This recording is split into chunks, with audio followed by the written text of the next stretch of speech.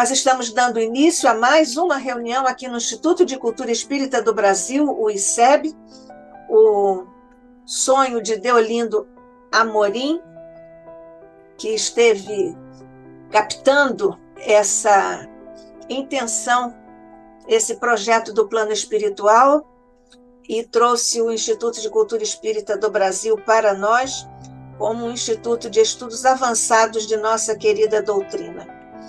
Jorge André é nosso presidente de honra e todos os nossos mentores que trouxeram o ICEB até aqui continuam conosco, nos ajudando na continuidade do nosso querido instituto. E nós, mestre, sabendo que tudo devemos também a ti, nas vibrações, no fortalecimento, nas luzes, que nunca deixaste de fazer descer por sobre o ICEB, por sobre todos os seus colaboradores em ambos os planos de existência ao longo desse tempo, e para a continuidade, mestre, nós confiamos que tu continuarás conosco, potencializando os nossos esforços, embora singelos, para darmos continuidade a esta obra que certamente é grata ao teu coração. Nós te agradecemos, mestre, e te pedimos, abençoa e multiplica os recursos em torno dos nossos mentores queridos, em torno de todos nós que aqui estamos também trabalhando em teu nome, para teu coração. Abençoa todos os que estão conosco em ambos os planos de existência, muito particularmente Jesus, os corações que estão tão tristes e que agora recebem por intermédio de tuas mãos, do coração de Maria, do manto de Maria, os afagos, o fortalecimento e a esperança na continuidade do projeto de vida, de luz para cada um de nós.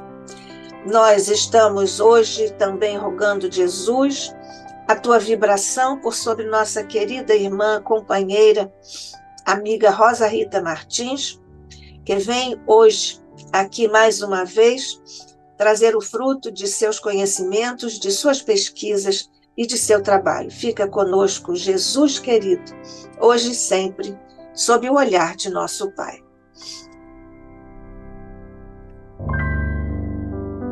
Então, Rosa Rita Martins é médica com especialidade em genética, é doutora em genética pela Universidade Federal do Rio de Janeiro, é vice-presidente do ICEB e está aqui conosco mais uma vez, vem nos falar hoje sobre malformações congênitas na visão espírita.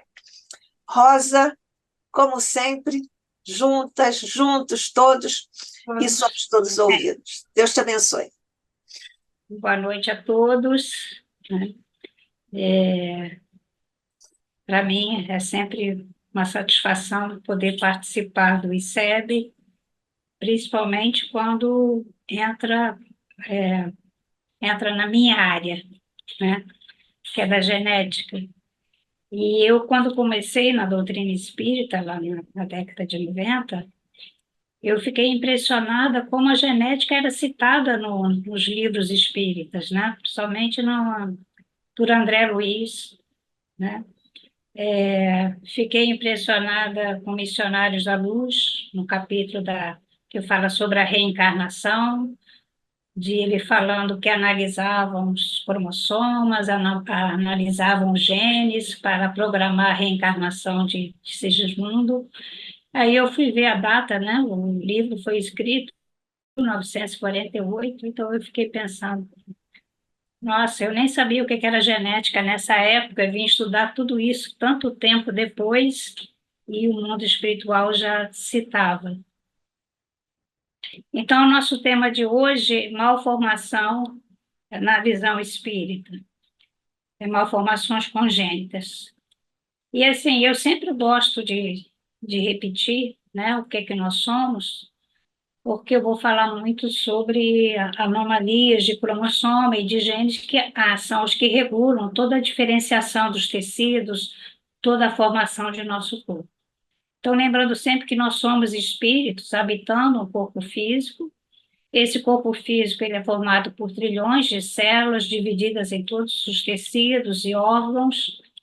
Cada célula dentro do núcleo traz os cromossomas. Esses cromossomas são os que regulam toda a nossa diferenciação, toda a função do nosso organismo. Nós temos 46, porque nós recebemos 23 do nosso pai, 23 cromosomas da mãe, e assim a gente recompõe os 46 cromossomas. Essa disposição assim dos cromossomas a gente chama de cariótipo. Então, esse é um cariótipo feminino.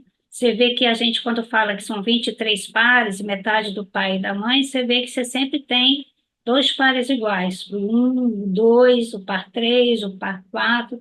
Cada cromossoma desses que carregam os genes tem suas funções determinadas no organismo, tá? A mulher tem dois cromossomas X, então a gente fala que o cariótipo é 46XX, e o homem tem a mesma coisa, o par 1, o par 2, o par 3, mas quando chega no par sexual, tem um cromossoma X e um cromossoma Y. Os cromossomas, eles portam os genes, né? Então, cada cadeia dessas é uma cadeia dupla de ADN, do ácido desoxinucleico, com as suas bases nitrogenadas, timina, guanina, citosina, adenina, e o gene é a unidade fundamental da hereditariedade. Então, ele é um segmento da molécula de DNA, muito maior que esse aqui é só um esquema para mostrar. Quem passou pelo vestibular lembra que fica decorando que a timina é representada pela letra T, a guanina pela letra G, a citosina pela letra C, a adenina pela letra A. Então, essa sequência de DNA contém um código para a produção das outras moléculas, já que o DNA é também uma molécula, e as sequências reguladoras para a expressão dessas moléculas. Então, na verdade, a gente tem dentro da nossa célula, tem 3 bilhões de pares dessas letrinhas, que correspondem, então, às bases, adenina, timina, citosina, guanina, e 1,5% a 2% dessas bases, dessas letrinhas, são as responsáveis por fazer as nossas proteínas, os nossos hormônios, os núcleos das células, as membranas. Então, assim, cada sequência dessas, né, mas é só 1,5% a 2%. Todo o resto dessas outras letrinhas, a gente ainda não sabe bem qual é a sua função, mas sabemos que dentro delas, entre elas, está toda a regulação do DNA. Então, o DNA regula a diferenciação, a formação das células, a sua função celular, mas ela também tem os seus reguladores, e esses reguladores estão espalhados pelo nosso genoma. Então, 1,5% a 2% dessas letrinhas são os que vão codificar as nossas proteínas, tá? Então, é uma molécula, essas proteínas, cada 3 delas, essas proteínas, desculpa, essas letras, essas bases nitrogenadas, cada 3 delas vai codificar uma proteína, né? Codifica o aminoácido, aí a união dos aminoácidos faz uma molécula, a molécula vai ter uma função celular normal, se toda aquela sequência estiver normal, aí vai ter um desenvolvimento e crescimento normal no início, na embriogênese, todo o crescimento da infância, a maturação sexual, e manter a homeostase, quer dizer, manter a harmonia celular, né, das funções celulares por toda a vida do indivíduo, tá? Quando a gente tem uma mutação é a mudança de uma base. E essa mudança dessa base, mudar uma base dessas, mudar uma letrinha dessas, pode impedir a compreensão da função. Não é muito difícil a gente compreender.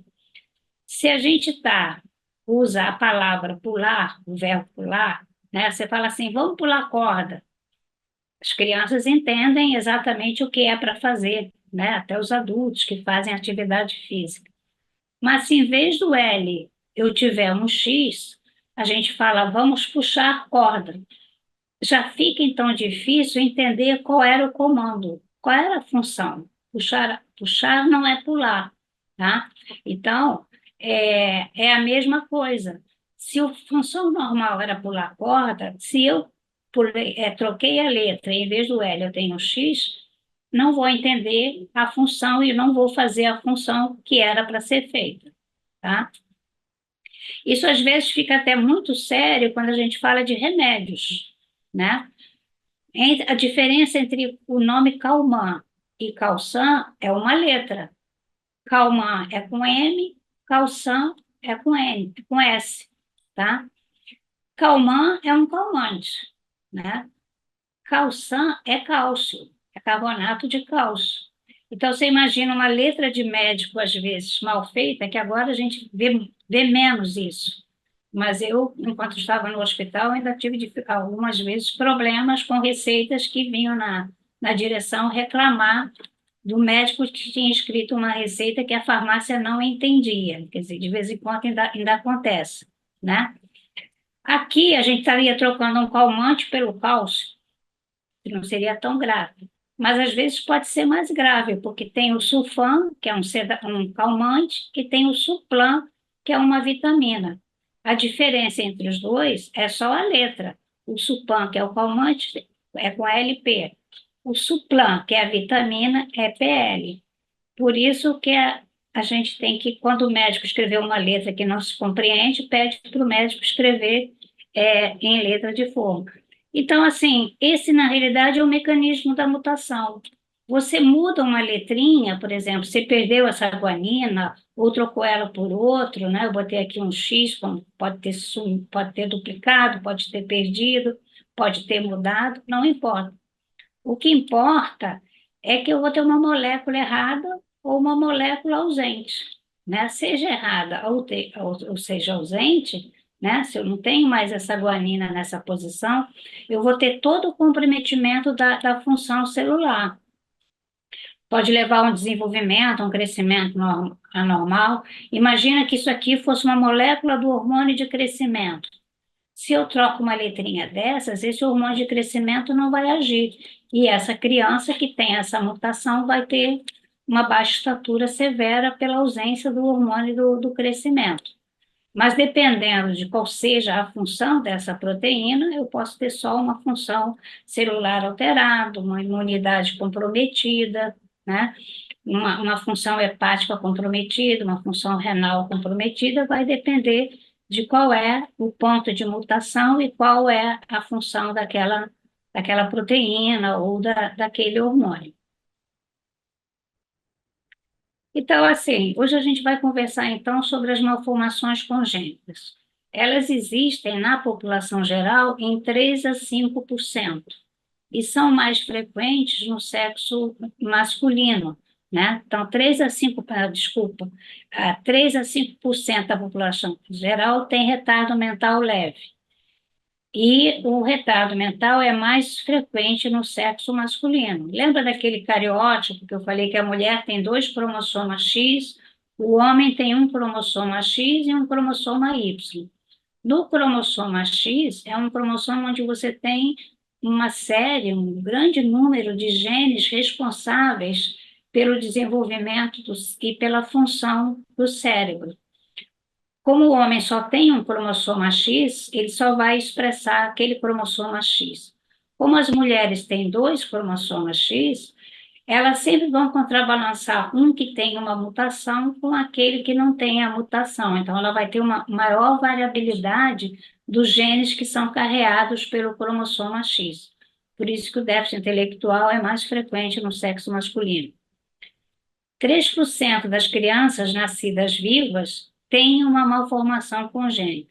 Desde as mais simples, nascer com 6 dedinhos, que é a polidactilia, nascer com a mãozinha pequena, nascer com estrabismo, desde coisas não muito complicadas até aquelas síndromes genéticas mais complexas, mais graves, só que também elas são mais raras, né?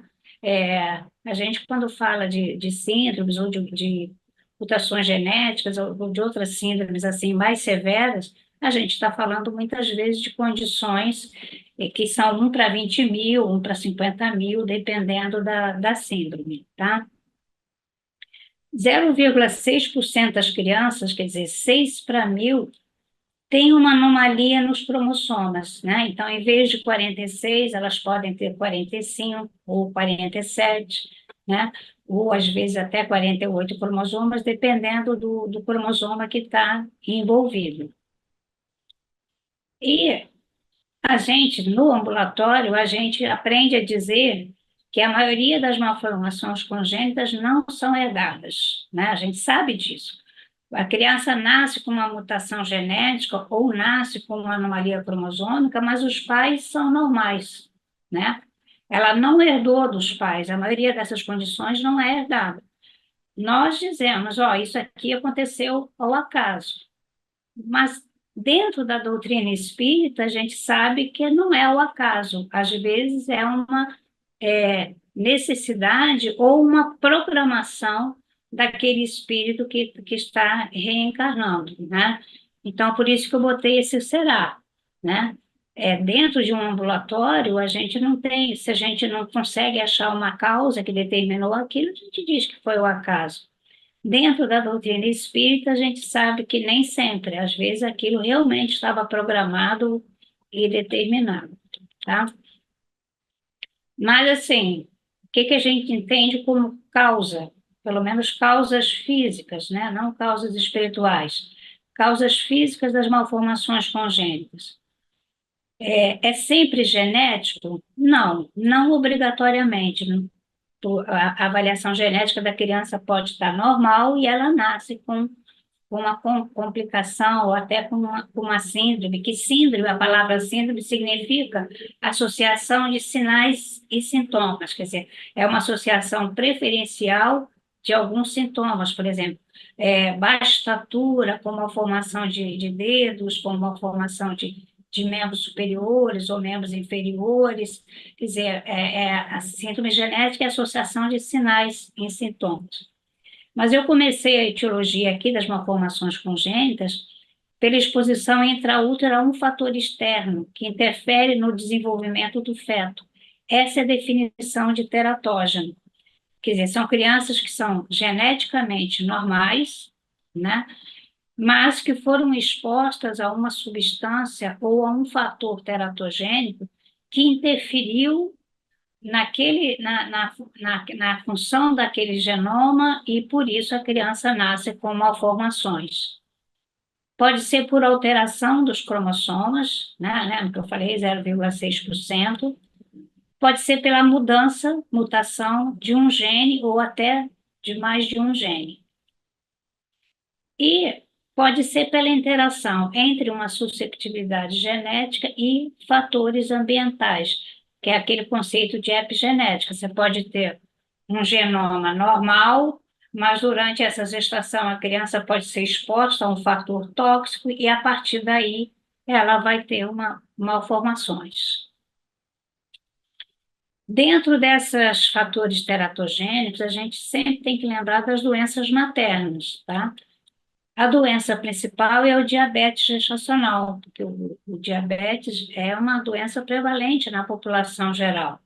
Então, família em que existe história de diabetes, as mulheres daquela família têm que saber que elas têm um risco 2 a 6 vezes maior do que a população geral para ter um filho com malformação congênita, tá? As malformações são as mais variadas possíveis. Então, a gente fala que a mãe com diabetes, ela tem que exercer o amor materno desde a gestação, desde o momento que ela sabe que está grávida. O que vai fazer a diferença é o controle do diabetes desde 3 meses antes da gestação. O ideal é que ela programe a gestação, passe a fazer um controle mais correto do seu diabetes e mantenha esse controle durante toda a gestação para garantir o nascimento de uma criança sem as malformações que o descontrole do diabetes pode causar. A outra é os usos de medicamentos durante a gestação. Existe uma série de medicamentos, por exemplo, a vitamina A, que é o ácido retinóico em comprimidos, o ibuprofeno. Eu só trouxe esses dois exemplos, primeiro porque a população brasileira se automedica, ela tem a mania da automedicação, é um costume, né? Então, se sabe que vitamina A faz bem para a pele, tem uma vizinha, uma conhecida, que a pele ficou ótima, depois começou a tomar vitamina A, e ela não sabe, né? Se bem que no vidrinho lá está escrito, não pode ser usado durante a gestação. Mas, às vezes, as pessoas não se atêm a essa possibilidade. Então, lembrar o ácido retinóico, ele é teratogênico, dá uma série de malformações, dá uma síndrome. A síndrome pelo uso da vitamina A nos primeiros meses da gestação. E o ibuprofeno, que já é um remédio que vai fazer mal que pode fazer lesões dos vasos do coração do feto, já no terceiro trimestre. E assim, são medicamentos que a televisão vive fazendo propaganda, né? Então, às vezes, essa mania também da automedicação, e o ibuprofeno, assim como os outros anti-inflamatórios, tem aquele problema que o pessoal às vezes compra a cartela, né? Ela nem compra a caixa, né? Às vezes compra só a cartela e não sabe que, na verdade, é um medicamento que pode fazer mal para o feto já mesmo que esteja no terceiro trimestre. Então, nesse caso, o exercício do amor materno é que se a mulher estiver grávida, não deve tomar nenhum medicamento por conta própria. Ou ler a bula, porque todo medicamento fala se o risco para o feto é A, B, C ou D ou E. Então, assim, o A é o que não tem risco e depois vai o risco é progressivo. Então, geralmente eles dizem, esse remédio é considerado teratogênico, do grau B, C ou D, e aí não pode ser usado, tá?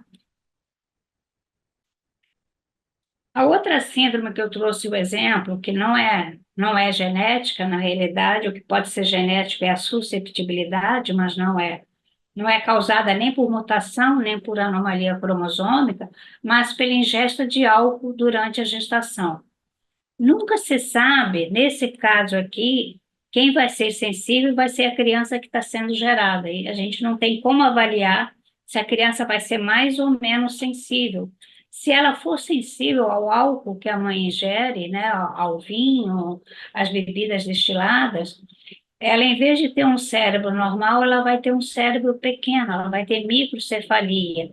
Tem déficit intelectual de grau variável, tem dismorfias, tem alterações de extremidades, tem essa carinha que nunca expressa. Não são crianças, eles têm um faces que é sempre um faces triste, não consegue, não são crianças que sorriem, né? Então, assim, é muito importante que a mãe saiba, né, que se ela não está tomando a pílula e ela vai ter relações, ela pode engravidar.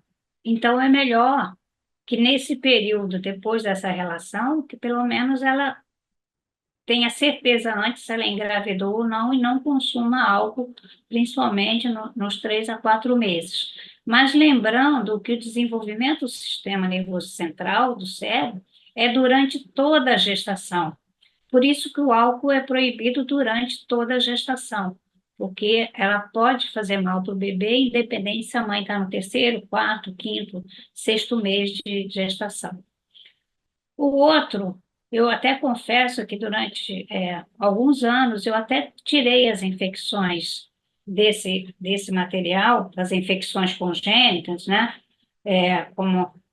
Principalmente como a rubéola, porque a população brasileira era um exemplo em termos de vacinação. Então, a vacina para a rubéola era feita regularmente. A gente teve uma involução nos últimos 3 anos, quando o pessoal resolveu não tomar mais vacina nenhuma. Não foi só a vacina da Covid, resolveram que não iam mais tomar vacinas. E a gente não pode esquecer que essas infecções, toxoplasmose, trimegalovírus, rubéola, elas dão malformações, elas dão retardo de crescimento intraútero, elas dão microcefalia, elas dão malformações variadas. Se vocês me perguntarem se toda mãe que ingere álcool, ou toda mãe que pega toxoplasmose, ou que não tomou a vacina para rubéola e pega a rubéola, a criança vai ter problemas, eu vou dizer não. Não acontece com todas as mães. Porque, na verdade, qualquer que seja o fator teratogênico, o quadro clínico depende da suscetibilidade genética do ser que está sendo gerado. Então, entre as mulheres alcoólatras, só 40% delas é que as crianças vão ter a síndrome fetal álcool, o álcool fetal, tá? Também quando a mãe, lógico que quanto mais precoce for a toxoplasmose, o citomegalovírus ou a rubéola, maior a possibilidade de comprometimento dessa criança. Mas a gente nunca vai dizer, não podemos nunca afirmar que é 100%. Às vezes a criança passa imune por essa infecção. Daí vem a grande discussão de indicar ou não o aborto, indicar o aborto só porque a mãe teve. Não, porque a gente não pode garantir se a criança vai ser realmente afetada ou não. Então, assim, quando eu estava falando aqui da suscetibilidade genética do ser que está sendo gerado, na realidade eu estou falando do espírito que vai reencarnar. Tá? Então, quando a gente fala que é o espírito que vai reencarnar, que a gente não sabe se ele é susceptível a esses medicamentos, ao álcool, exatamente por essa razão que tem que ser evitado, não tem como a gente saber. Mas, assim, quando a gente lê em Missionários da Luz, o capítulo 12, Preparação das Experiências, o capítulo 13, que fala sobre a reencarnação de Sigismundo, a gente vê que a nossa programação reencarnatória, ela pode envolver deficiência, sim. Então, vocês lembram lá, né, quem não leu, eu aconselho que leia, quem leu vai lembrar que Alexandre Herculano, junto com os espíritos construtores, né, que trabalham com a reencarnação, eles vão avaliar o mapa genético do Sigismundo, porque ele tinha que nascer com uma possibilidade ou com uma susceptibilidade genética para vir a ter uma cardiopatia na idade adulta. Mas essa susceptibilidade ia depender muito do comportamento dele. Se ele fizesse tudo aquilo que estava programado para ele fazer nessa vida, ele não iria desenvolver a cardiopatia. Se fosse necessário, ele iria desenvolver o problema cardíaco. E o que eles fazem? Eles avaliam, né, o mapa genético, que seria o genoma do Sigismundo, né, levando o que ele precisava, o que era necessário para que ele nascesse com essa predisposição. Então, eles avaliam as mudanças que poderiam ser feitas, mutações induzidas por recursos magnéticos para a organização das propriedades hereditárias. É exatamente isso que está escrito lá no capítulo. Então, a gente volta para aquele mesmo esqueminha, né, o corpo físico, as células, os cromossomas, né, os genes, que vão formar as proteínas, que vão formar as funções celulares. Então, se houver necessidade, vai ter alteração tanto nessas bases, uma mutação genética, como alteração nesses cromossomas. Então, mudanças nas bases ou nos cromossomas podem levar às disfunções físicas e ou mentais depois do nascimento, tá? E se a condição que ele vai ter vai ser de herança, vai ser por epigenética, então ele vai ter mudanças na função das proteínas que podem ocorrer por exposição a fatores mutagênicos, substâncias tóxicas, irradiações e infecção, levando à possibilidade de doenças, tá? Então, lá, encerrando, porque eu só peguei esses dois trechos do livro, né? Lá no livro eles não, que quando eles vão, os espíritos que trabalham com a fertilização, né? Eles vão preparar vários óvulos, né? Dentro dos óvulos que foram preparados, né? Um ou mais foram liberados e estão aguardando na trompa a magnetização de espermatozoide entre milhares que contém a carga genética ideal para o novo corpo. Então, é assim que o nosso processo de reencarnação se faz com a assistência desses espíritos construtores. Então, o novo corpo físico, né, que a gente recebe quando a gente renasce, é a interação do genoma materno e paterno, a influência mental da mãe, no sentido de que mães mais ansiosas, elas podem ter mais complicações clínicas, então elas vão ter mais fatores ambientais interferindo na gestação, a atuação do próprio interessado, do espírito que está reencarnando, a atuação dos construtores como funcionários da natureza, e durante toda a gestação, a visita de entidades amigas, ajudando em toda a evolução da gestação. Tá? Então, no nosso processo de reencarnação, a gente relembra que o espírito, ele é ligado à mãe antes da concepção, ele é previamente ligado, né? Fica o espírito, o perispírito da criança é ligado ao perispírito da mãe, né? Do espírito que vai ser gerado, tá? De determinar quando começa a vida é extremamente difícil, porque do momento que você tem a fecundação, se não for no mesmo momento em que o espermatozoide entrou dentro do óvulo, tem mais ou menos 48 horas para que ocorra essa fecundação, para que o espermatozoide entre, tá?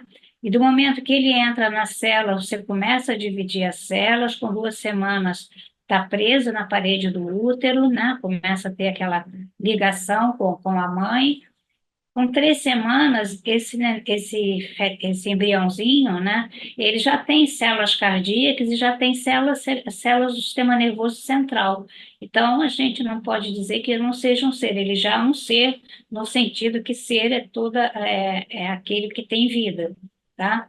Depois começa todo o desenvolvimento até o parto, e à medida que o feto se desenvolve, há então a expansão do perispírito, então o perispírito vai se ligando molécula a molécula, célula a célula, vai se ligando e vai se desenvolvendo, e quando ele começa então a se expandir mais, o feto então, né, já começa a apresentar sensações de alegria, sensações de medo, apreensão, ele capta as sensações do medo, e se a mãe está apreensiva, ele também capta, ele acha que ele também está em algum risco.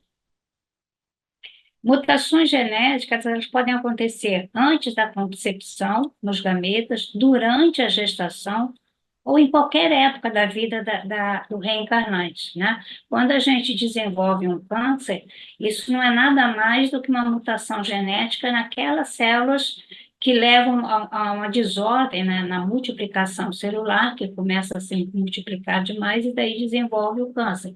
Isso é uma mutação também. Então, qualquer época da vida pode ter uma mutação, tá? Dentro das síndromes genéticas, né, a síndrome de Down é a mais comum na população geral, tá?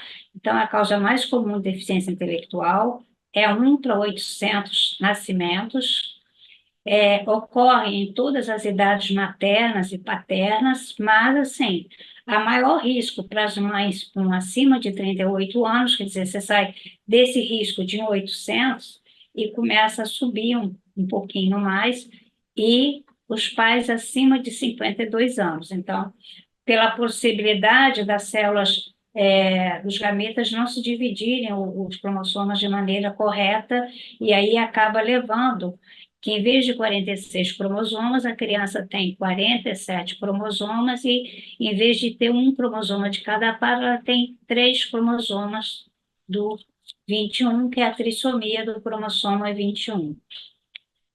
A síndrome de Down, para as mães, ou para os pais, ou para a família, é sempre um choque. Para elas mesmo em si, não. Na verdade, a grande maioria delas é feliz de ser como é. São alegres, são felizes. E se eles tiverem uma vida sem estresse, eles serão felizes sempre. É uma aceitação deles mesmos para a síndrome que eles têm, tá? E a gente sempre deve lembrar que a deficiência ela está nas células do corpo físico, tá? Que limita a expressão da inteligência do espírito. A deficiência não está no espírito. O espírito tem todas as suas atividades normais, mas ele não consegue expressar porque ele tem um pequenininho cromossoma extra dentro das suas células que limita a expressão dessa inteligência. Eu gosto sempre do exemplo da síndrome de Down, porque hoje em dia essas crianças convivem, né?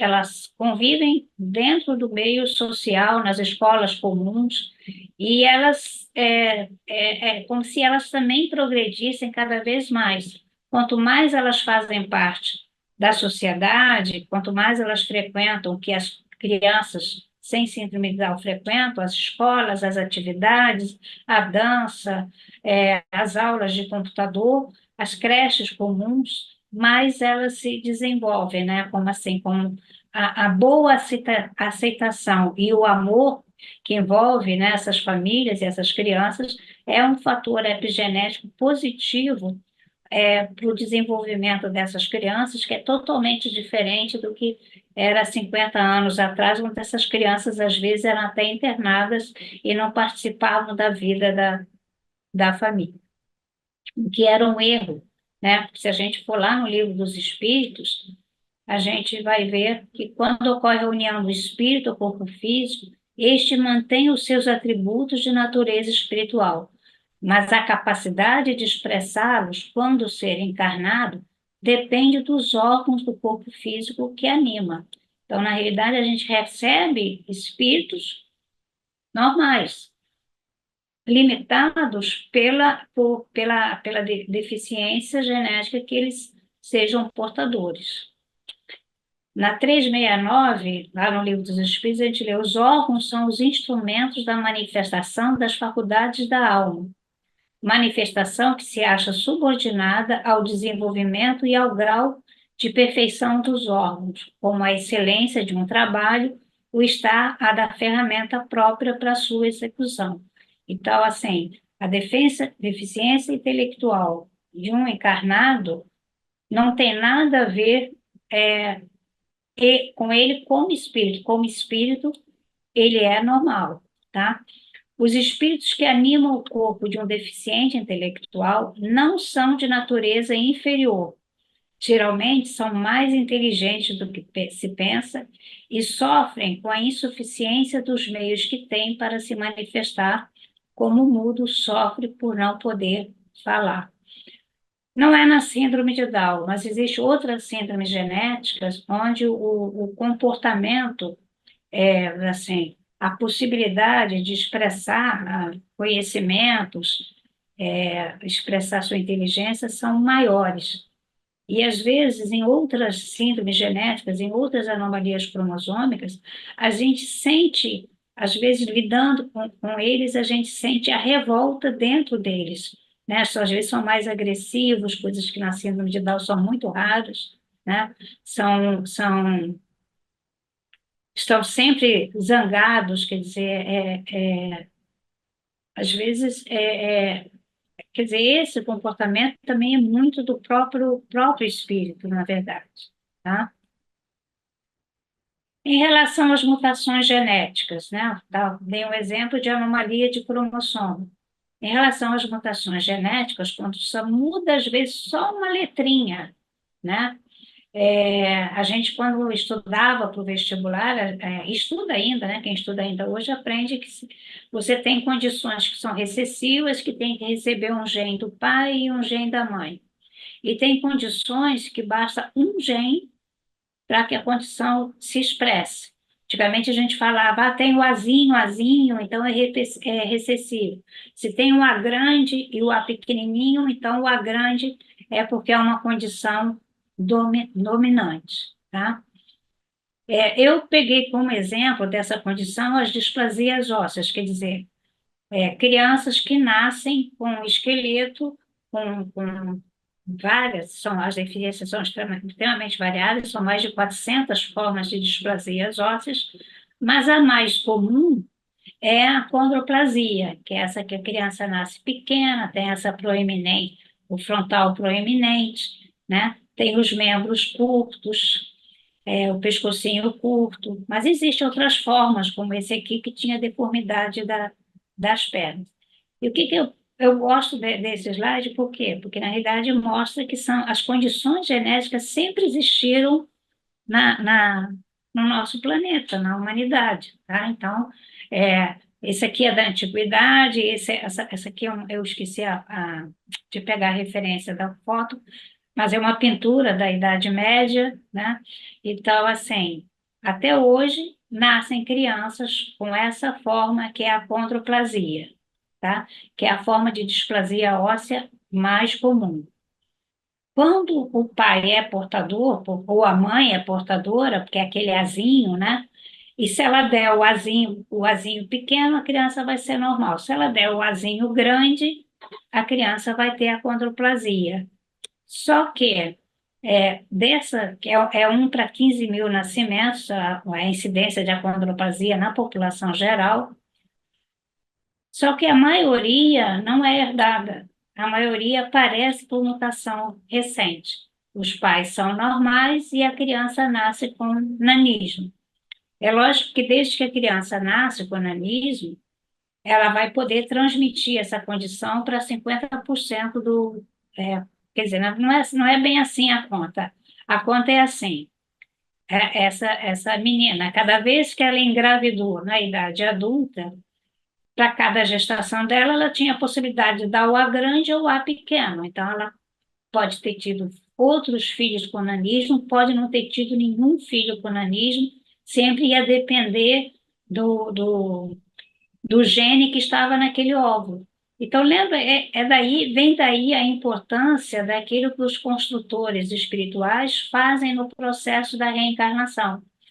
Porque isso que a gente faz hoje no laboratório, quando você tem um casal que já tem a mutação, e eles sabem que tem 50% de possibilidade, se for a mulher, é mais fácil, porque você pode fazer é, pegar o óvulo, né? O óvulo tem uma célulazinha que chama corpo polar, você pode retirar o corpo polar e você pesquisa, né, se existe mutação, se não existe mutação. Se é uma condição recessiva, pode ser só assim. Se é uma condição dominante, às vezes você tem que fazer o processo de fertilização, mas a gente sabe que a célula fertilizada, enquanto ela não for colocada dentro do útero da mãe, o espírito não vai ser ligado. Lembra que o espírito é vinculado à mãe antes da concepção. Então, se você faz a concepção no laboratório, só quando você colocar aqueles ovos fecundados no útero da mãe, é que o embriãozinho vai se desenvolver. Então, quando ele ainda está na fase de 12 células, você pode tirar uma célula e pesquisar para ver se tem a mutação ou não, e só levar a fertilização adiante daqueles que não têm a mutação, tá? Então, assim, a gente pode fazer hoje no laboratório o que naquela época que já foi descrito no livro. E tal, suscetibilidade genética, mais interação com o meio ambiente, a gente tem, então, uma expressão da epigenética, tá? E tem um exemplo que são os defeitos de fechamento do tubo neural. Defeitos de fechamento do tubo neural, o exemplo mais comum, né, é a anencefalia. Quando você não forma a parte anterior do cérebro, né, nem as meninges, nem a calota craniana, nem a parte superior do cérebro. Você só desenvolve o cérebro até o tronco cerebral. E isso é bem precoce, o defeito de formação se inicia por volta do 24º dia de gestação. A maioria dessas crianças com anencefalia, elas têm morte intraútero e as que nascem vivas sobrevivem por algumas horas. Para sobreviver dias, ou meses, ou até anos, é preciso que tenha alguma parte do cérebro desenvolvida, senão não tem como. Se for uma anencefalia mesmo, que não tem para o desenvolvimento do cérebro para no tronco cerebral, não tem como sobreviver. Mas ali tem um espírito, por isso que a gente, no meio espírita, é contra o aborto ou a interrupção da gestação da anencefalia. Por alguma razão, esse espírito está renascendo nesse corpo com essa deficiência. Uma das razões prováveis é que ele esteja usando essa gestação para recompor o perispírito, né? Então, dependendo da lesão do perispírito, ou do que causou a lesão do perispírito, só durante a gestação é que você consegue fazer a recuperação do perispírito. E às vezes tem que viver algumas horas realmente para completar todo o funcionamento e depois então a criança vai a óbito. Aí assim a gente pode perguntar qual a necessidade que renasçam portadores de deficiências físicas ou portadores de doenças mentais? O renascimento em um corpo deficiente, primeiro, ele pode ser compulsório ou voluntário. Então, às vezes a gente ficar questionando isso, né? Eu acho, quer dizer, eu acho que a gente não tem que criticar a família que chega ou a mãe que diz por que comigo, por que na minha casa, por que na minha família. Todo mundo tem direito de fazer as suas contestações. Mas a gente não pode esquecer isso. O renascimento no corpo deficiente pode ter sido programado, ele pode ter sido pedido pelo próprio espírito, pelas razões mais variadas. Então, ele realmente pode ser voluntário. Ou pode ser uma prova ou uma expiação? Pode. Mas a gente não tem como saber qual é a razão daquela condição, tá? Então, pode ser necessidade de resgate do espírito? Pode. Dependendo do que causou a lesão perispiritual, só a reencarnação no corpo físico permitirá a sua restauração. Tem espíritos que a solicitam como prova, né? Às vezes até a prova para ajudar o seu processo evolutivo, a gente nunca sabe, cada caso é um caso, e se a gente tem 8 bilhões agora de reencarnados na Terra, você tem 8 bilhões de programações reencarnatórias, e cada um tem todo o seu processo. Pode ser uma missão, pode, tá? Pode ser um processo missionário para colaborar com a evolução dos que estão à sua volta. Então, assim, nós não temos como saber, não tem, eu vou voltar a falar nisso, porque é muito comum, primeiro, as pessoas, às vezes, assumirem uma culpa que não tem, né? Porque às vezes não tem nada a ver com o pai, não tem nada a ver com a mãe, não tem nada a ver com o avô, com a avó, com a família dos dois lados, não tem, é uma programação, às vezes, daquele espírito, né? De qualquer maneira, quando há necessidade que o espírito nasça com uma malformação, lá no Céu e Inferno, na primeira parte, no capítulo 7, que fala sobre as penas futuras, no item 31, ele fala que é na vida corpórea que o espírito repara o mal de anteriores existências, pondo em prática resoluções tomadas na vida espiritual. Então, aquilo foi programado no mundo espiritual. Assim se explicam as misérias e vicissitudes mundanas que, à primeira vista, parecem não ter razão de ser.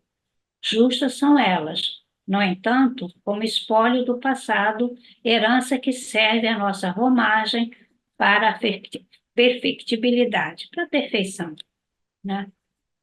Então, os motivos espirituais que podem ter conduzido a uma reencarnação necessária são variados.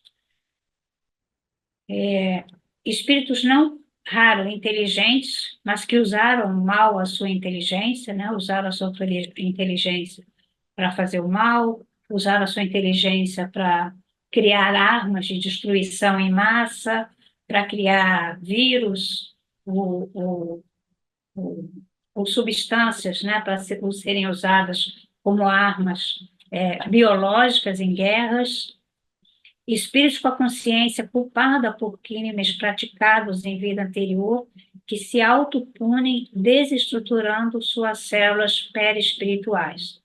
Na verdade, o que acontece, às vezes, a gente sempre acha que toda punição é uma punição divina. Nós fomos criados sempre achando que tudo que acontece de mal é uma punição por alguma coisa que a gente fez.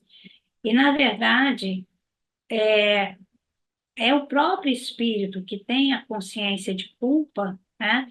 que às vezes se autopune, que não se perdoa e acaba desestruturando as suas células perispirituais, como às vezes o próprio espírito pede para renascer com uma determinada condição, ele mesmo às vezes pede por isso.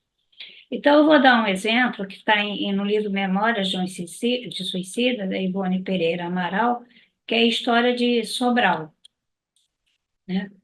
Sobral tinha, na vida anterior, ele tinha matado a amante estrangulando, ele estrangulou a amante, resumindo a história, né? E ele ficou muito revoltado quando a amante quis terminar o relacionamento deles, porque ele tinha abandonado a família, abandonado os filhos, né? Por causa daquela amante. Então, ele fica revoltado e acaba praticando feminicídio, né? Ele foi resgatado com o espírito de Camilo, então, nesse livro, ao contrário do que as pessoas pensam, que é um livro fúnebre, histórias de terror, que os espíritos passam no Vale dos Espíritos, não é isso. Memórias de Suicida é um tratado sobre processos reencarnatórios. Quem quiser estudar reencarnação, é só ler o livro. Se quiser, pula o capítulo lá do Vale dos Suicidas, vai para a fase em que todos eles são encaminhados para os institutos de reencarnação, que vocês vão aprender sobre recuperação de perispírito, é, programação de provas e o que que acontece, o que que pode acontecer. Sobral, depois que ele foi resgatado junto com Camilo e começou a frequentar os institutos, foi aprendendo muita coisa no mundo espiritual, ele começou a perceber a extensão do erro dele. E cada vez que ele olhava para as mãos dele, ele pensava no que as mãos tinham feito na reencarnação anterior, que tinham sido capazes de matar. Então, à medida que se aproximava a época de ser programada a sua reencarnação, enquanto esperava, né, que um casal o aceitasse como filho, no perispírito, os braços dele já apareciam com a mão, sem as mãos. Ele mesmo não conseguia lidar com a ideia de que ele poderia renascer e que poderia voltar a cometer aquele tipo de crime. Então, estava havendo uma mudança na constituição genética do perispírito, mudança que seria transferida e assimilada pela constituição genética do próximo corpo físico, tanto que no capítulo 7, quando Camilo vai visitar com outros amigos, ele já está reencarnado, e eles vão visitar, eles encontram realmente uma criança com uma série de deficiências, vivendo em condições muito tristes, né? Agora, uma coisa que eu sempre gosto de ressalvar, espírita tem muito mania de correlacionar. Ah, essa pessoa nasceu cega é porque não deve ter feito fofocas graves ou severas, usou a vista mal. Ah, se nasceu com um defeito na perna, deve ter sido capataz de escravos, prendia todo mundo pela perna. Na verdade, a gente não tem como saber ou conhecer os processos de provas e expiações, né? E assim, conhecer isso, saber sobre a programação reencarnatória, compromissos reencarnatórios, não nos torna doutores nas suas etiologias, nas suas causas. E não há regra geral. Vocês lembram dessa passagem de Jesus, né, que é narrada por João, no capítulo 9, itens 1 a 4, versículos 1 a 4? Caminhando, viu Jesus um cego de nascença e os discípulos foram logo perguntando: Mestre, quem pecou, esse homem ou seus pais, para que nascesse cego? A resposta de Jesus foi correta. Nem este pecou, nem seus pais, mas é necessário que nele se manifestem as obras de Deus. Havia uma programação reencarnatória para aquele indivíduo nascer cego, mas os apóstolos já estavam correndo, tentando querer saber o que é. Isso é uma mensagem, na realidade, do Evangelho, mas para nós espíritas também. Nós não temos como saber ou calcular o que pode realmente ter levado a, a, a uma consequência dentro de uma encarnação de uma vida anterior. É, tem esse livro, que eu dei esse livro muito lá no meu hospital durante meu tempo de ambulatório, lógico, para as famílias que eram receptivas, né? Deficiente mental, porque fui um. Na verdade, é uma psicografia, né, da Vera Lúcia, em que o Antônio Carlos cita várias casos em que ele acompanhou no mundo espiritual de programações reencarnatórias em crianças que queriam renascer, espíritos que queriam renascer com deficiência. Então, essa era a história de Benedito. Ele reencarnou a gente não usa mais retardo mental, com deficiência intelectual e dislalia, ganhava algum dinheiro cortando lenha e vendendo para os vizinhos. A família era muito pobre, mas mesmo assim ele ganhava o dinheiro dele e cuidava dos avós, porque ele era criado pelos avós. O avô ficou demente, ele cuidou do avô. A avó teve câncer, ele cuidou da avó. E a partir daí, todos os parentes e vizinhos que adoeciam chamavam ele para ele cuidar. Aos 65 anos, ele adoeceu de tuberculose e acabou falecendo. Segundo ele, era uma encarnação que era marcada pela dificuldade financeira, por doenças, mas que foi de grande proveito, porque ele aprendeu a amar, a dar valor à vida, se reconciliou com os irmãos, e voltou ao mundo, quer dizer, os irmãos que reencarnaram com ele, que eram da vida anterior, e voltou ao mundo espiritual em paz, equilibrado e harmonizado com as leis divinas. Esses irmãos a que ele se refere, na realidade, eram o pai e a mãe da vida anterior e peraí, dando spoiler, melhor não dar spoiler. E tal. Aí ele fala, na vida anterior, ele era filho de pais ricos, sempre teve uma vida muito fácil, tinha estudado em bons colégios, mas como ele era acostumado a ter tudo que ele tinha, quando a primeira vez que ele se apaixonou, a menina não correspondeu, ele se suicidou. Quando ele percebeu, como ele era filho único, ele percebeu que os pais contavam com ele para cuidar deles, né? Então, ele percebeu como os pais tinham ficado tristes por essa atitude dele. E aí ele se comprometeu a resgatar esse afeto dos pais e fez a programação reencarnatória. Ele sabia que, porque ele não tinha usado bem toda a inteligência e por ter se suicidado, que ele ia nascer com uma lesão cerebral, mas dentro da mesma família. E no relato ele fala: sou profundamente grato à encarnação em que fui deficiente mental por ter tido a oportunidade de aprender, de dar valor à vida física, mesmo com limitações. De ter sido, mesmo com as limitações, ele foi útil, mais útil do que ele tinha sido na última reencarnação e nas reencarnações anteriores, onde ele tinha um corpo sadio. Então, um corpo com deficiência ele pôde ajudar muito mais as pessoas que estavam à volta dele do que com o corpo anterior, tá? Existem aqueles espíritos que a solicitam como prova ou missão, né? No Céu e Inferno, no capítulo 8, que fala sobre as expiações terrestres, fala sobre o Marcel, o menino do quarto 4, né? E, e assim, tem toda a história dele, ele realmente tinha tido uma reencarnação, ele tinha tido feito muitas atrocidades, mas depois ele foi resgatando isso em outras vidas, e nessa vida que chamou tanto a atenção de Kardec, tanto que Kardec dedicou um capítulo para ele. E quando ele invocou esse espírito numa das reuniões dele. Tá? Então, esse espírito diz que não era uma expiação direta, mas todo sofrimento tem uma causa justa. Ele tinha realmente sido culpado, tinha feito muitas coisas erradas, mas ele tinha expiado isso em vidas anteriores, né, tanto na Terra como no mundo espiritual. Nessa encarnação, quando Kardec o conheceu, os sofrimentos de alguns anos suportou-os, ele anteriormente por uma existência, que naquela vida ele morreu cedo, nessa que Kardec o conheceu.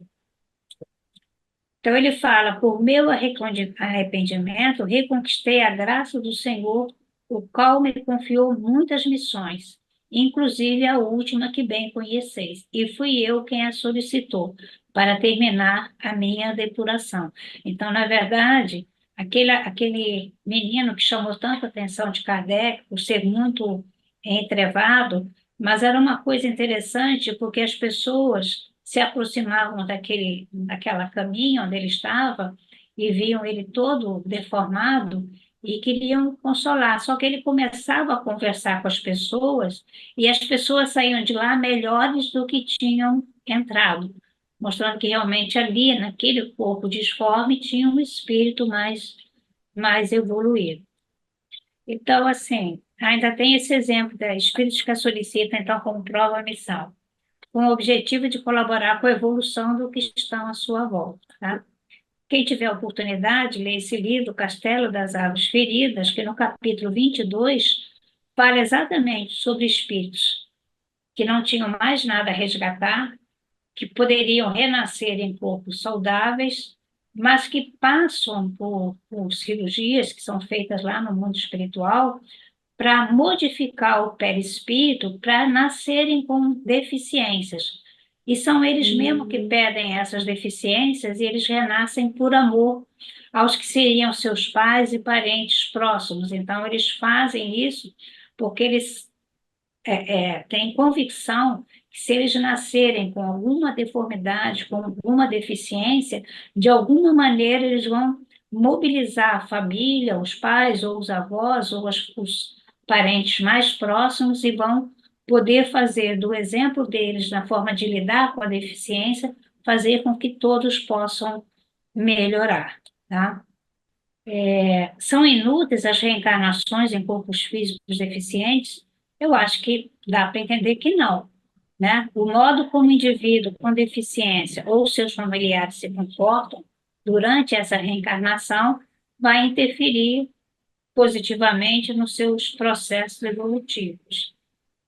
Nos períodos de emancipação do corpo físico, durante o sono, o espírito tem plena consciência de suas limitações. Então, nesse período, durante o sono, ele pode conversar com o mentor espiritual, com espíritos familiares, ele vai ser estimulado a ter paciência, lidar com as dificuldades, vão explicando para ele qual é a importância, né, da situação que eles estão vivenciando. E quando eu estava lendo isso, eu me lembrei que às vezes as mães às vezes relatam, né, assim, doutora, eu não sei por que que às vezes acorda tão bem e tem outros dias que acorda mal.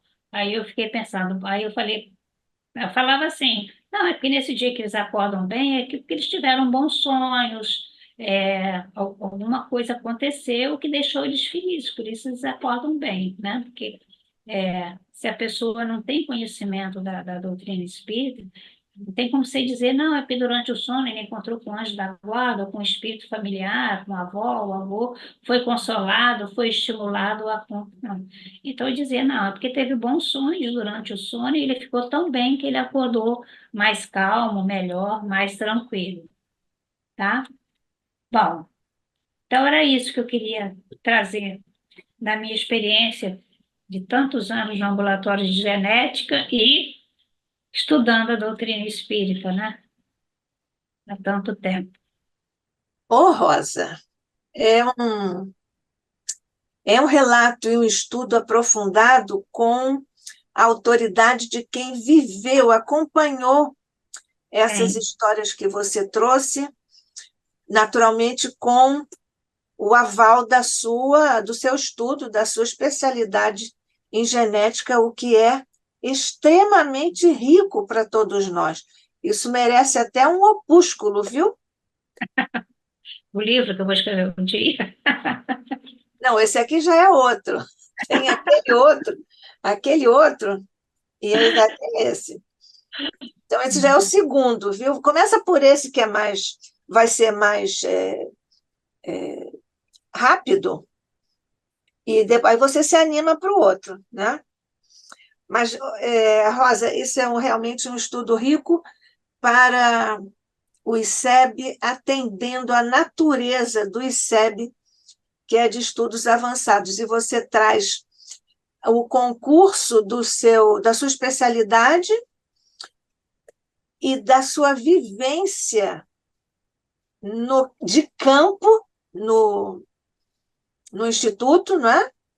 Sim. À luz da sua dedicação à doutrina espírita. Nós agradecemos muito, Rosa Rita Martins, aqui, com esse estudo delicado, profundo, preciso, com todas as colorações dos esclarecimentos das virtudes da doutrina espírita aqui aplicados. A Neuci Correia Dias está nos cumprimentando, dizendo que está gostando muito do estudo. Bom estudar com vocês. Neuci, volte sempre, continue. Sabe que nós temos sexta-feira outro estudo, viu? O Kardec abriu esse capítulo 8º de O Céu e o Inferno, ou A Justiça Divina segundo o Espiritismo, com o caso do Marcelo, o menino de 8 a 10 anos, que era Isso. um corpo muito, muito, muito disforme, mas tinha um amadurecimento emocional e intelectual absolutamente impressionante. Inclusive, uma vez ele pediu ao médico, lembra, Rosa? E pediu ao médico que tratava dele para dar mais pílulas, mais comprimidos a ele, porque ele estava com muitas dores, porque o médico disse, eu já lhe dei a quantidade suficiente. Ele falou, mas é que eu sinto muitas dores e não quero incomodar os meus companheiros ali na enfermaria. Você veja de uma criança de 8, 10 anos. E muito bem ilustra um conceito, uma formulação da Joana de Ângeles, nossa querida mentora, no seu livro Plenitude, em que ela formula um conceito da pseudo-expiação, que você colocou aí, sim, nas suas observações. É quando o espírito encarna sem necessitar exatamente atravessar aquela dificuldade, aquela prova ou expiação, para lecionar a quem efetivamente precisa sofrer aquilo, para lecionar como se atravessa aquela situação. E o próprio Marcel, quando foi evocado lá na Sociedade Espírita de Paris, pelo próprio Kardec, ele disse que ele tinha uma missão de levar aquela forma como ele atravessou a expiação para as outras pessoas aproveitarem, e que ele ia continuar fazendo isso como uma tarefa. Então, me pareceu sempre que o caso do Marcelo é mais uma ilustração desse conceito formulado por Joana de Ângeles do que propriamente uma expiação stricto sensu, quer dizer, aquele que precisa mesmo passar por aquilo, e às vezes é rebelde, né, Rosa? Nem todos pedem. Mas a lei não faz isso de imediato. A lei nos dá muitas oportunidades de nós retificarmos, corrigirmos os nossos erros do passado. Mas nós, às vezes, temos tanta saudade de errar que ficamos errando em uma encarnação, depois também erramos na outra, e na outra, e na outra, até que chega um ponto que a lei diz, não é isso, Rosa? A lei diz, não, a partir de agora você não pode mais, você vai ter mesmo que evoluir. Essa é uma questão bastante interessante. Quando você falou sobre os anencéfalos, Rosa, nós temos uma posição do nosso Supremo Tribunal Federal, o STF, que já dispôs sobre essa questão dos anencéfalos. Você podia comentar isso? Segundo, pela lei, qualquer gestação de anencéfalo pode ser interrompida, tá? É lógico que na prática não funciona tão fácil assim, porque tem médicos que se recusam a fazer, e assim, e é aquela história, né? Se você não interrompeu precocemente, às vezes é melhor deixar nascer mesmo, né? Porque no parto interrompido sempre pode dar complicações para a mãe também. Mas, assim, se a nossa legislação fosse cumprida, todos os fetos anencefálicos seriam que você faz o diagnóstico precoce, né? No ultrassom você não tem a cabecinha para medir perímetro cefálico, né? Você começa já a observar. E, e às vezes existe a dúvida se é uma microcefalia grave ou se é realmente uma anencefalia. Na prática, não funciona bem assim, porque ninguém pode obrigar um médico a fazer um aborto, né? Então, assim, tem médicos que se recusam a fazer o aborto e é aquele nosso problema, né? Quem tem dinheiro paga particular, quem não tem dinheiro depende do serviço público. E o serviço público tem médicos que não fazem aborto sob hipótese alguma, nem com ordem judicial. E tem os outros que fazem, né? Então, às vezes é difícil. Mas eu tive um caso que eu nunca esqueci, que para mim foi um exemplo, né? Eu recebi uma vez uma mãe, isso já tem, isso eu ainda tinha a minha clínica particular, que fazia diagnóstico pré-natal, era de genética, tinha consultas de genética, tinha um laboratório de genética, e aí eu recebi a uma moça jovem, né? E a família já quis levar lá no ambulatório de genética porque eles achavam que eu ia convencer a moça a abortar, a interromper a gestação. Já não era nem aborto, porque ela já estava com 6 para 7 meses, mas eles queriam que interrompesse. Aí eu fui conversar com ela e eu falei para ela se ela sabia o que era anencefalia, como é que a criança ia nascer, e ela estava convicta, assim, doutora, eu sei de tudo, mas eu não quero interromper, eu quero deixar minha filha nascer, né? É, foi o melhor aconselhamento, né? Para mim foi muito fácil, né? E o difícil é o reverso, o difícil às vezes é você convencer a não fazer o aborto, né? Mas expliquei, porque assim, a senhora explica para ela tudo o que vai acontecer. Eu falei, a senhora nem vai nascer, eu não sei, quer dizer, não sei se ela vai nascer, mas se ela nascer, ela vai viver no máximo 24 a 48 horas, mas ela só tem o probleminha da cabeça, tudo bem, tá? É só botar a touquinha, geralmente eles fazem isso, eles botam, se você botar uma touquinha no neném anencefálico, os rostinhos geralmente são lindos, são rostinhos de bebê, né? Então, é, mas assim, ela foi um exemplo, né?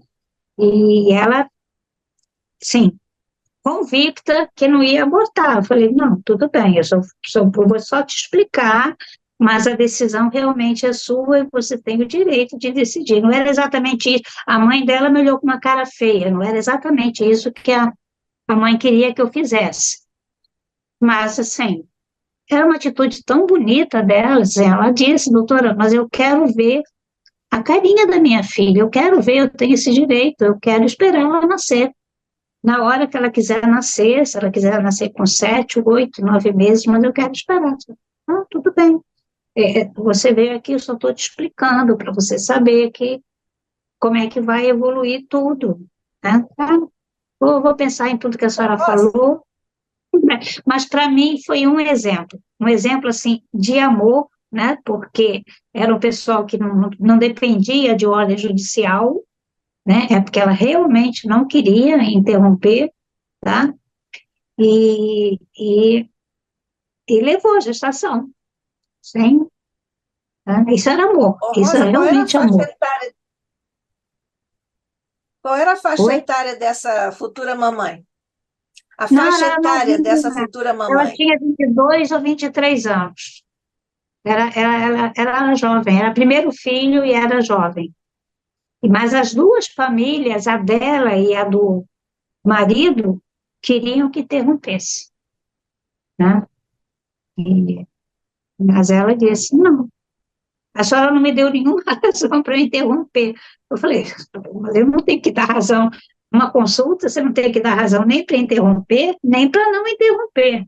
Eu só quero que você tire as dúvidas sobre o que é a anencefalia, como é que a neném vai evoluir.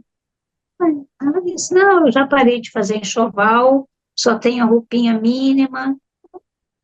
Mas foi assim, foi um exemplo de amor, de dizer, não, vai morrer quando tiver que morrer, entendeu? E de Muito bonito esse maturidade, cara, né, Rosa? De maturidade maturidade. dessa jovem mamãe, esse E sem, espírito, né? sem nenhuma, porque na realidade o que a família tinha é preconceito, sabe? É muito importante, fulano é muito importante para ter, saber que a criança nasceu com problema, né? Então eles queriam colocar como se tivesse morrido, né? Fazer tudo, e ele achava que ela vinha para o Rio, que aqui no Rio eles iam resolver tudo, ia voltar para lá, com uma história triste, que ele nem tinha nascido antes, ele não tinha vivido, né? Mas ela estava decidida e eu também não tinha nada que falar, nada além do que ela já sabia, então, né? É mesmo uma coisa Mas bela, uma coisa muito é, bonita, nunca esqueci muito bonita. do rostinho dela dizendo, mas eu sou obrigada, ela me perguntou assim, mas eu sou obrigada a interromper? Eu falei, não, você não é obrigada a interromper. O cara deve estar me É. odiando até hoje. O pai dela deve estar me odiando até hoje. Tudo bem. E você sabe que Mas em ele era do. compensação, Não, esse cara era um político, né? E votou contra o aborto no Congresso. Quer dizer, ele fazia uma coisa na vida particular e outra na vida pública. uhum. Mas Pois, eu acho assim, a decisão tem que mas ser o da pai, família. Rosa, mas o pai é que era o político ou o avô? Não, o pai dela, o avô. O avô, o avô. Mas, Uhum. não, eu particularmente não o conhecia, nem guardei o nome dele, nem sabia quem era. Nem procurei saber, Sim, porque claro. Não, isso não é uma questão para se ventilar aqui nominalmente, mas nós estamos aqui apenas ventilando as é, possibilidades e as implicações presentes nesse quadro. é. Olha, nós não temos Agora, nenhuma, Ô, Rosa, nós não temos nenhuma pergunta pelo sim, YouTube. é, eu já tinha visto. Eu vi que a gente não tinha, não. É, não sei se a Dalva tem, não Não, eu só tem. quero agradecer, como sempre, maravilhosa. Obrigada, Deus a abençoe. obrigada, Dal. Obrigada. Obrigada que você está aí sempre presente. Bom, então, Rosa Rita Martins, o ICEB mais uma vez agradece essa sua participação, particularmente sensível, humana, com desdobramentos importantes do ponto de vista filosófico genético, se podemos dizer assim. E com a sua participação mais uma vez, nós aqui do ICEB e certamente todos os que estão junto de nós em ambos os planos de existência também acompanham essa nossa manifestação de gratidão a você, Rosa, por mais este estudo aqui no nosso querido Instituto de Cultura Espírita do Brasil. Quer dizer mais alguma coisa, querida? Não, não, não, tudo bem. Tudo bom. Muito bom. Pode fazer a prece? Posso sim. Então vamos unir nossos pensamentos a Deus Pai, a Jesus, nosso Mestre, aos Espíritos que comandam, que formaram e comandam o Instituto de Cultura e Espírito do Brasil. Agradecemos a todos sempre pelo amparo espiritual. Agradecemos a todos aqueles que estiveram presentes hoje e que vão assistir esse estudo mais tarde. E que possamos, Pai, contar sempre com o vosso amparo, com o amparo dos bons espíritos, para manter vivas as atividades do ICEB, que possamos sempre contribuir para a divulgação dessa doutrina que tanto nos ajuda e tanto bem tem trazido para a humanidade. Pedimos sempre pela paz, que a vossa paz, Jesus, possa se estender pelo nosso planeta e que os bons espíritos possam inspirar essas autoridades das cidades, dos países que estão em guerra, que eles sejam inspirados a buscar também a paz pelo bem de todos, pelo bem do nosso planeta. Assim, vamos encerrar os nossos trabalhos de hoje, sempre contando com a ajuda da nossa cúpula espiritual do ICEB. Graças a Deus.